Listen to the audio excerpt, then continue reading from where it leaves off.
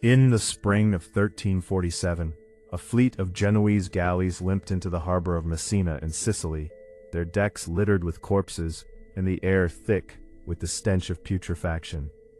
As terrified dockworkers peered over the rails, they could not know they were witnessing the first breath of a catastrophe that would reveal the hidden fractures beneath the surface of medieval Europe. The Black Death had arrived, not as a dramatic invasion or a thunderous war, but as an invisible passenger carried in the blood of rats and the breath of sailors.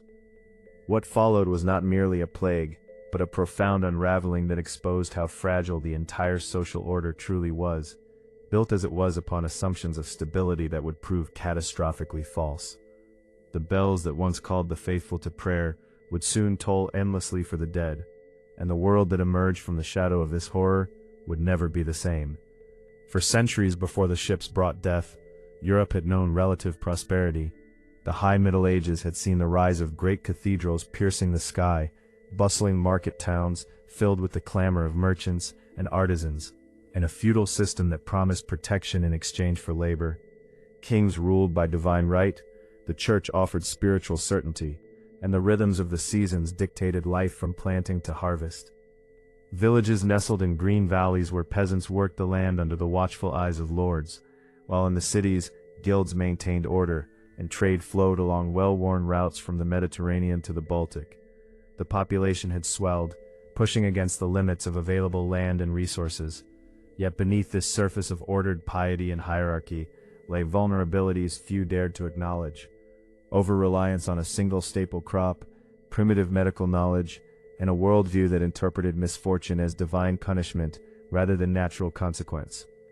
Daily existence in those years carried the comforting weight of routine. A peasant family would rise before dawn to the crow of roosters and the lowing of cattle, tending fields with wooden plows while children played at the edges of the woods. In the cities, the narrow streets echoed with the sounds of blacksmith hammers, the calls of street vendors selling bread and ale, and the occasional procession of monks chanting Latin hymns. Feasts followed harvests, marriages sealed alliances, and the church calendar provided structure to the year. People lived close to the land and to one another, sharing water sources, crowded living quarters, and a common belief that God watched over their endeavors. This interconnectedness, which had fueled growth and community, would soon become the very mechanism of their undoing. No one suspected that the warmth of human proximity could transform into a vector for annihilation. The first warning signs drifted across the continent, like distant smoke on the horizon, easy to dismiss in the press of everyday concerns.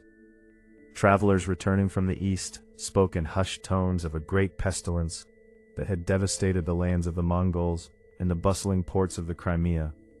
Strange tales circulated of entire cities emptied overnight, of bodies piled in streets, of a sickness that struck with fever, swollen lymph nodes, and blackened skin. Yet in the courts of Europe such reports seemed too remote, too exaggerated to threaten the heart of Christendom. Local authorities noted minor outbreaks of disease but attributed them to bad air or poor harvests rather than a new contagion. The system, built on centuries of tradition and faith, lacked the mechanisms to recognize an existential threat when it first appeared. Complacency reigned because the unthinkable had no place in their cosmology of divine order. As the plague moved northward from Italian ports, tension began to coil beneath the surface of society like a spring being slowly compressed. In port cities, families watched loved ones fall ill within days, their bodies racked by agonizing pain before death claimed them. Panic flickered in isolated households, but officials still attempted to maintain normalcy through processions and prayers. Trade continued, albeit with growing hesitation, as ships were turned away, only after the infection had already spread inland. The church encouraged flagellation and repentance, believing the disease to be God's wrath against sin. Meanwhile, the sheer speed of transmission outpaced any human response. What had begun as isolated deaths in Sicily transformed into a creeping shadow across the Alps, and into France, Germany, and England. The invisible enemy moved faster than messengers on horseback, exploiting every road, river, and marketplace that had once symbolized progress. The critical decisions that sealed Europe's fate were born not from malice, but from the limitations of a worldview unprepared for such scale. Rulers imposed ineffective quarantines too late, while many cities simply denied the problem until bodies overflowed the graveyards.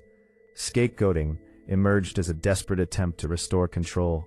Jewish communities faced horrific pogroms, accused of poisoning wells despite the plague striking Christian and Jewish populations alike. The medical establishment, relying on humoral theory and herbal remedies, offered bleeding and prayers rather than isolation. Kings and popes issued edicts meant to preserve order, but the relentless death toll eroded authority itself. Fields went untended as laborers died, prices for food skyrocketed, and the social contract between lord and peasant began to fray. The very institutions designed to protect society proved powerless against a microscopic foe, revealing how dependent the entire edifice was on continuous human labor and faith in continuity. The moment the system truly began to fail came not with a single dramatic event, but through 1,000 quiet surrenders. Entire villages fell silent, their streets overgrown with weeds as survivors fled or succumbed.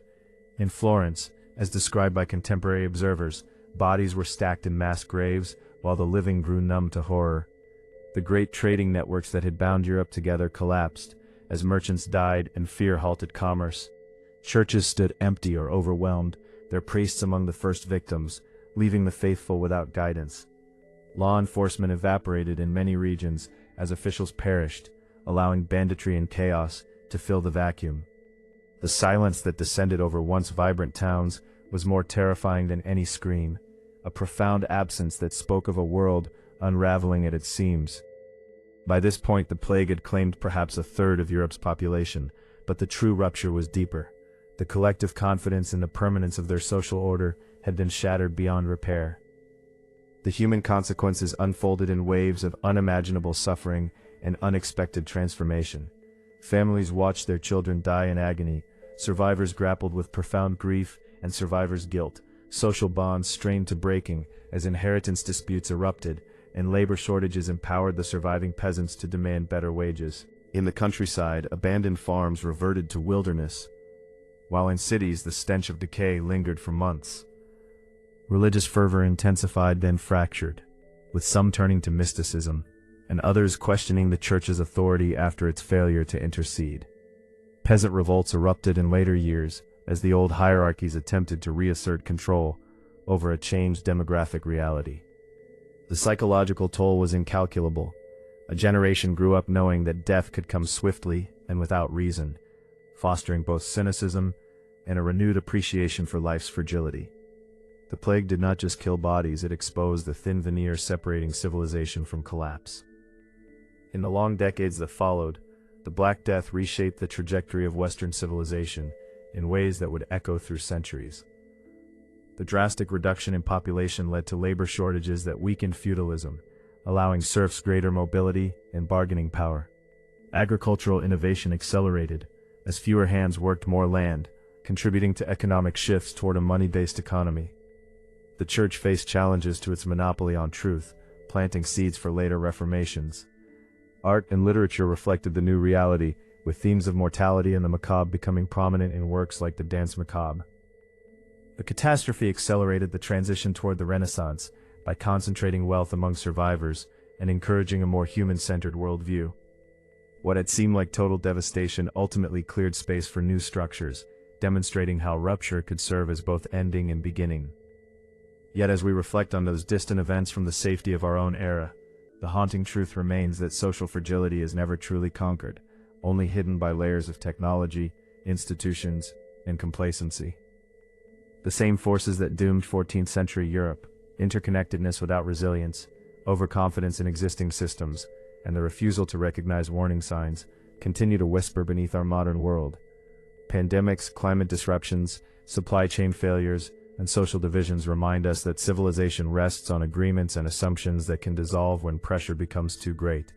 The Black Death did not merely kill millions, it revealed that no society is immortal, that the structures we build to protect ourselves can become the very instruments of our undoing when faced with the unexpected. In the silence after the last bell tolled, humanity learned that collapse is never total but always transformative, leaving both ruins and the possibility of renewal for those who survive to rebuild.